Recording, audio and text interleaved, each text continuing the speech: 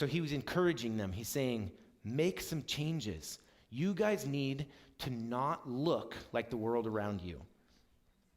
He says, being sober-minded, meaning your minds are focused, your minds are present, you are intentional about following Jesus. Set your hope fully on the grace that will be brought to you at the revelation of Jesus Christ when he comes back. Remember, that is what we're living for. That is what we are offering to the world around us, a hope of grace that wipes out all of this. If we forget about Jesus coming back, it's also easy to forget about what he did on the cross, what he did in his life, the way that he taught us to live. We have to remember that he is coming back. He's not just, here you go, here's life, peace out. No, he is going to come back, and he's saying, what are you doing? Where are you at?